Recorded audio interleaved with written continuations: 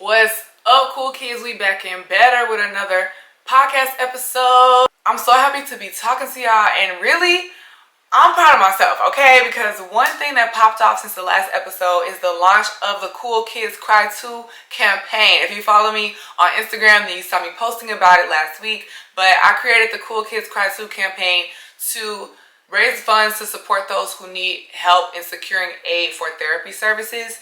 And it was a project that I was proud of, and I knew it was going to be helpful to people, but I was nervous to put it out. I'm not going to lie. I was kind of nervous to press that button, and I shared with my newsletter first. If you haven't subscribed, be sure that you hit the link to subscribe to my newsletter. I send it out once a week, and you know all the things. And so I shared that with them, and I got, a little response back. But once I shared it on social media, I put it on LinkedIn, girl. I put it everywhere.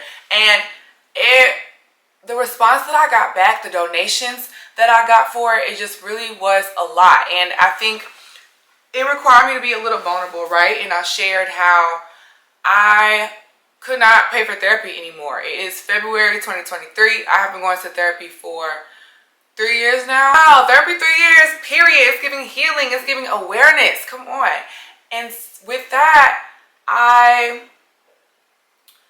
it's been a great process, and I've learned so much about myself, about the world, about how I process things.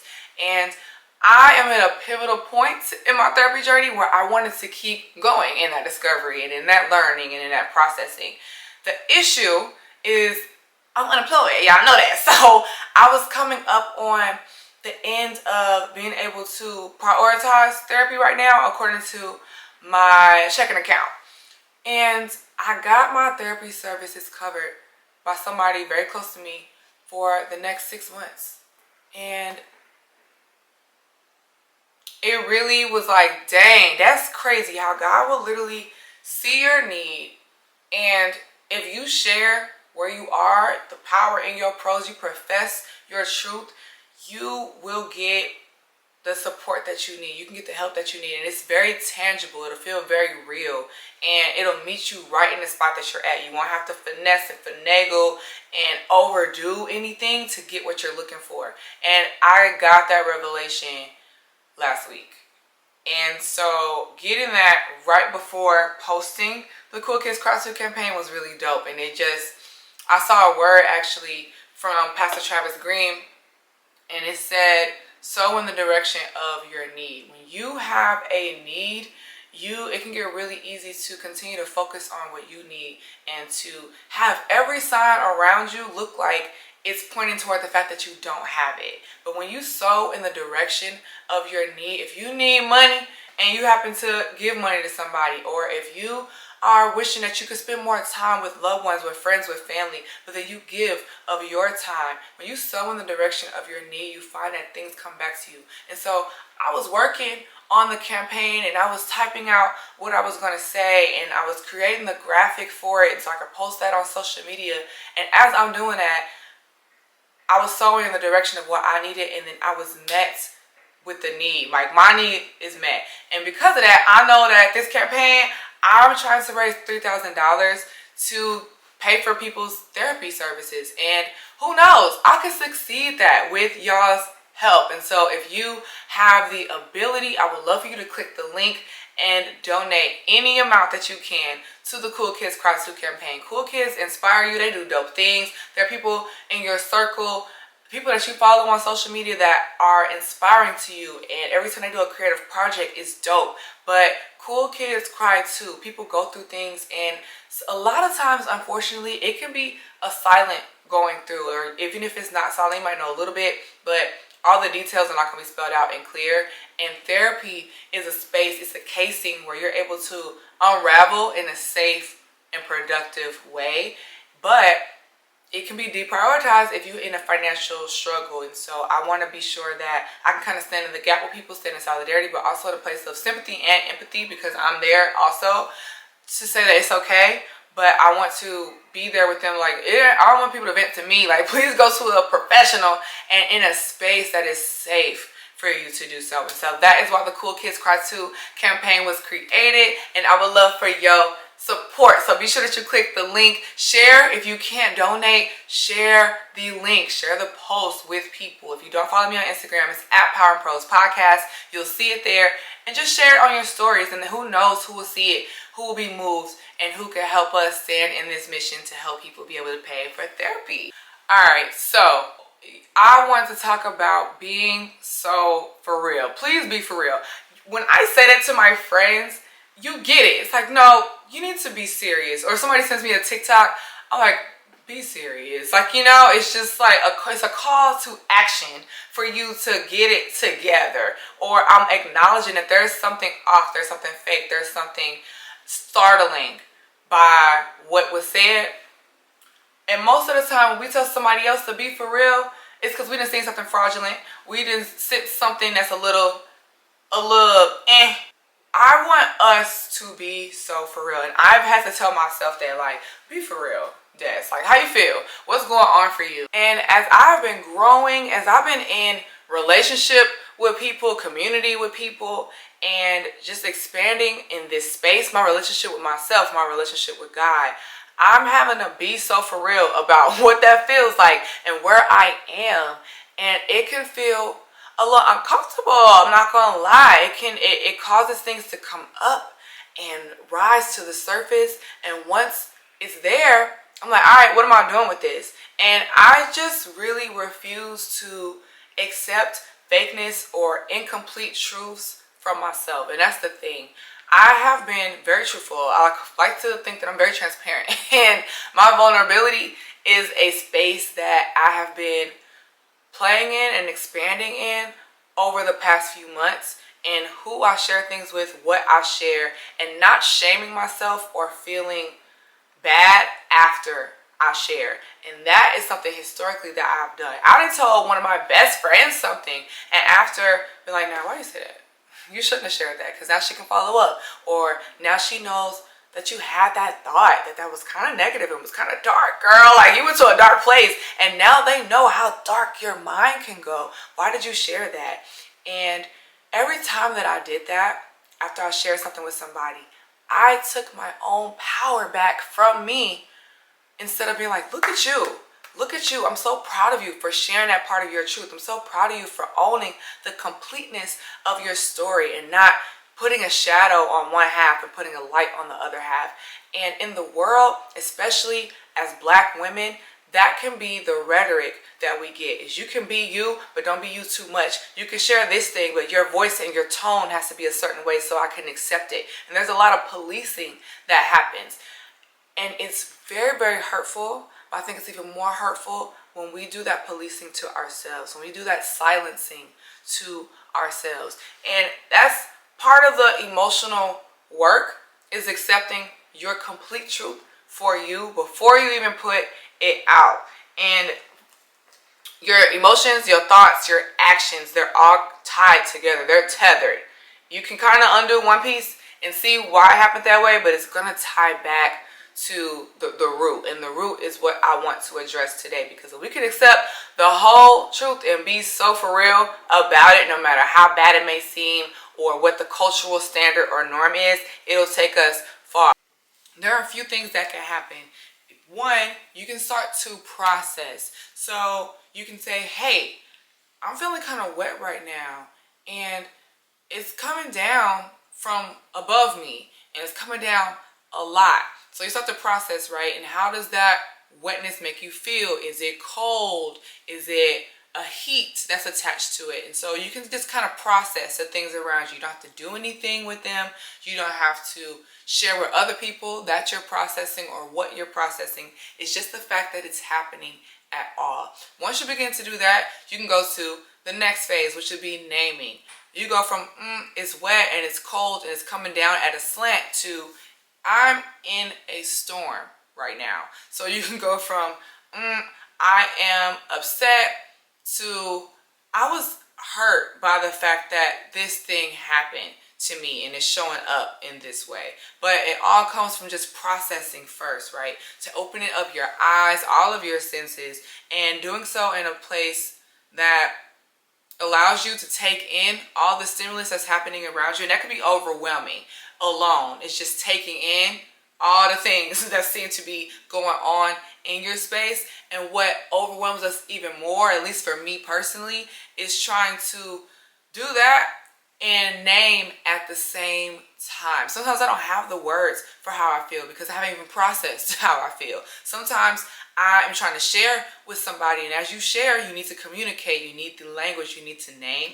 I don't have the language to communicate where I'm at because I haven't even processed fully where I am. And so processing is a huge step that we can miss at times. We're trying to hurry up and get to that point where we can share, and that can lead you to sharing some false truths or some incomplete truths because, girl, y'all don't even have no concept of the entire scope of what is taking place. And that is needed when you're trying to be for real. And being for real with you first is the compass to letting you know, do I have enough direction to bring somebody else along with me on the journey? Or is this something I keep in the tuck and I can continue to process alone?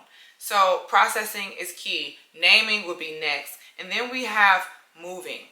Moving, once you have some wisdom, which you get from processing, which you get from naming, you can now move as a sharpshooter. You can move and there's some precision. And you decide again if you should be moving by yourself or if you should have other people along on the journey. And as you do that, you can take in who is supposed to be coming with you. And because you know where you are and you've been able to name the things that you have, the things that you don't have, the things that you feel, the things that you don't feel, you're able to get people to move with you on your journey that have the very tools and assets that you need to help you to be successful in whatever you're moving towards. And so this could be moving to accept where you are. Maybe you haven't accepted it. And so once I realize, hey, I haven't accepted where I am, or I don't like where I am, or I want to get to a new place, I can sign up for therapy. I've decided that I named that I don't like it. I've processed what the things are, what's the it that I don't like. And now I can move to getting help in getting me to that new place, to that new mindset, to those new habits. It could be that you're upset and you need to move towards forgiveness. What does that look like? Moving toward forgiveness could be having some time to yourself and journaling, having time to yourself and writing out all of the events that happened and the sequence that they happened in and what you did and what you didn't do, how they acted towards you, how they didn't act towards you. And just putting it on paper could be enough for you to start to move towards a place of forgiveness. But if you don't acknowledge that you're upset, if you can't name what hurt you because you're trying to act like you're not hurt, you're trying not to name that, then it's harder to move in that because there's a resistance. You're trying to make movements and it's pushing you back, or you stay stagnant because you need to be for real in order to really get where you're trying to go. And it could be moving towards God. When I need to move towards God, and sometimes it's not even that I'm far, but there is a processing that has to take place on how am I moving currently. And that process could be, I'm moving good, but if I'm trying to move better or sharper or go deeper, then I'm going to have to do different things to get that. So processing the truth of what's happening and keeping it real with me, not being like, okay, everything's good, or I feel good all the time, or yeah, I'm Miss Bible Scholar, I'm in my word every day, I'm reading down every day, every night, I'm praying every day, every night. Like, you know, if I could be real about processing, okay, how did I feel yesterday? And how much did I pray yesterday? Did I read my Bible yesterday? Did I listen to worship yesterday? And you start to just process. There's no judgment that can exist. Then you go down to, I wonder if that emotion is tied to this action, right? So that's still kind of processing, but then you're able to name those things or not. Like, I felt a sense of loneliness because I didn't welcome God into my space through worship yesterday. I'm able to start to name that, and then now I can move differently today because of that. And honestly, the same thing happens when we have positive emotions or positive things that are happening. Why did I feel that yesterday? Why did I have that moment at work with my boss when we've never kiki like that? We've never had this situation. I want to continue to move in that way with her. And you can start to assess that, you process it, you can name it, that you liked it, that you feel like she enjoyed your interaction, that it's the best one-on-one, it's the best lunch y'all ever had. And now you can move towards building up the reps to make that a habit, but it all comes from that process piece. And I'm telling you, too often, I've had to be real about this, too often I like to just move. I've said it. I like to just move and I know what's up, and I can just get to the next phase of my life. I can get to the next season. I can get to the next point of growth. I can get to the next stage of me helping somebody else, right? I want to be there for my folks. And processing seems like I'm slowing down. It seems like I am halting up the process of growth, or I'm not going to get there when I need to get there. I'm going to miss an appointment. When really, you don't want to get where you're trying to go, and you haven't processed, you haven't named, you haven't seen the dopeness in you that's supposed to arrive there. You haven't seen the help that you need when you're supposed to get there. You don't have that vulnerability unlocked because there's somebody there, there's something there that when you meet it, when you intersect at the exact point that you're supposed to, and you have done your work, you've processed, you've named, and you're moving now, you can experience the most euphoric interactions, happenings, miracles, signs, moments than you could if you just were worried about just hurrying up and getting there. And the getting there would be that much more sweet and likely have a lengthier longevity because you are able to stand fully in the moment. So this is all about owning your truth. When you can own your truth for you and not worry about being polished, not worry about being understood, even for yourself, that is the key, and that's the unlock. And that for yourself piece, girl, do you know how many times I have, I'm journaling and I'll be going towards writing something and I'm like, don't write that. That is so crazy to think or to put on paper. Like, you really gonna write that? And it's like, no, why would I police me? Why would I stop me from authentically processing what is already happening, right? If it's already a thought and I'm just trying to manifest it on a page, it's already a thought. And so if I can put it down and not try to polish it up, not even try to understand myself, that is what gets me to the understanding. That's what gets me to the clarity. And once you do that, then you can worry about adjusting your delivery. Then you can decide to stand in your truth and who is to stand in your truth with you. And you can make peace with the journey that you're on.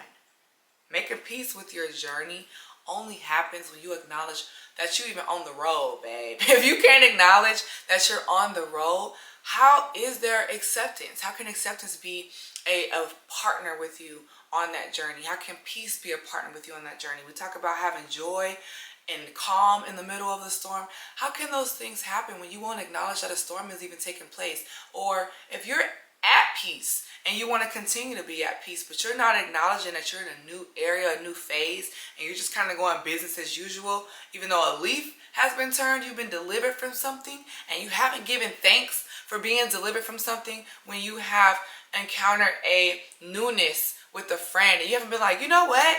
I really like this new space that we're in. Like, it's really feeling good, and I'm appreciative of you for getting past that argument that we had, or for that text that I sent that one time. Or, you know, if you can't say it, if you can't be real, how are you going to reap the benefits of the season?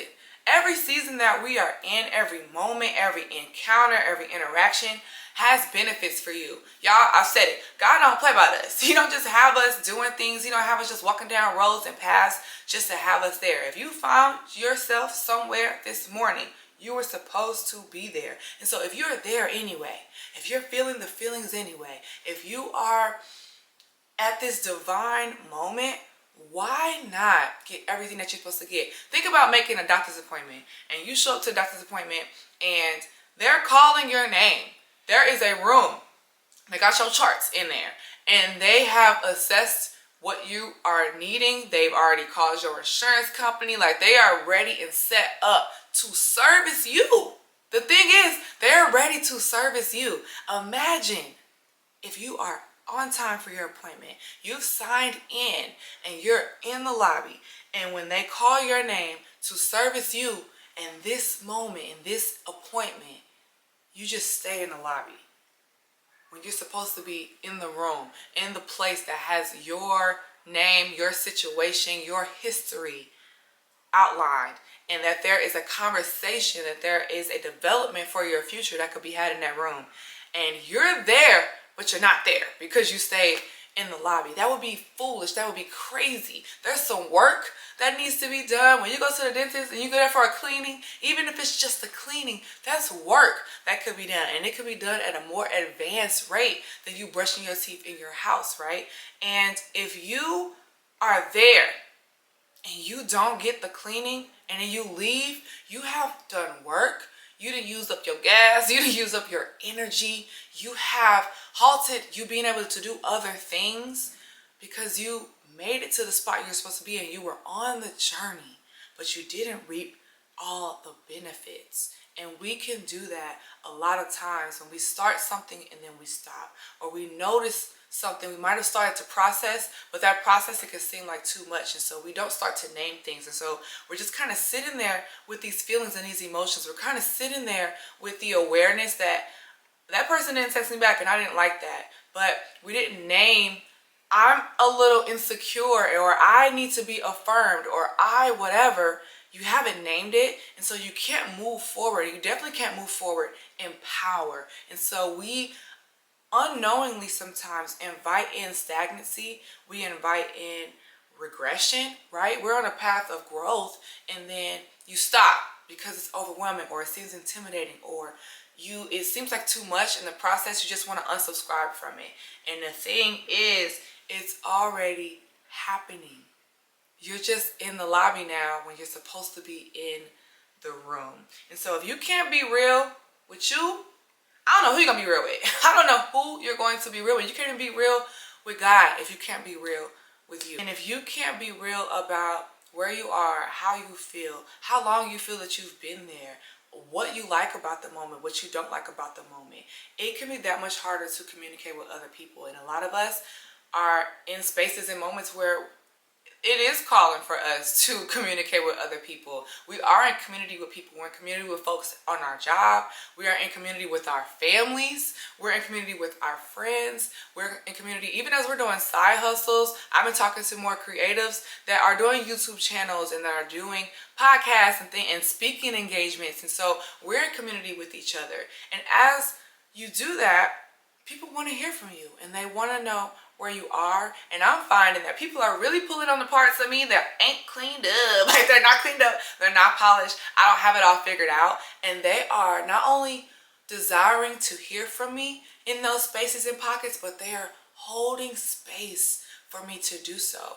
And it can be intimidating, right? If somebody is knocking on your door and they're like, let me in, you're like, babe, come back another day. Like, that, put do not disturb on the door. This is too much. And there can be times for that, but it's really beautiful and affirming even when you can realize that this person desires to be here. They desire to be on this journey with me. They desire to explore. They love the parts of me that aren't cleaned up, that aren't polished, and they're not shying away from that. They're sharing with me the parts of them that aren't polished, the parts that aren't cleaned up, the pieces of their journey, their life that they don't understand. And there's a piece of community, there's a piece of God, there's a piece of you that is revealed when you can be in that space. But if you cannot unlock that door with you on where you at, what's happening, what's going up, what's going down, how are you gonna be able to share with other people? It just won't happen. And they'll be looking at you and you'll be trying to do whatever and they'll be like, girl, be for real. And that's something I do not want. I don't want nobody looking at me and being like, be for real right now, because what's happening? I want to be able to give them me and give them me authentically and give them me transparently, and also be able to hold space for them. When you build up the reps of holding space for yourself, of being truthful about where you are and having a complete truth and it's not fragmented, you are able to spool that out for other people and they'll be that much more appreciative. And there's so much more that could happen and you'll be a huge piece of their journey, whether they tell you or not, because you were able to create that space and hold them in a way that's endearing and not damaging. So y'all gotta do the work and y'all got to be so for real, because if you ain't for real, we gon' know. That's the thing, you can't hide it. We're gonna see you and we're going to know.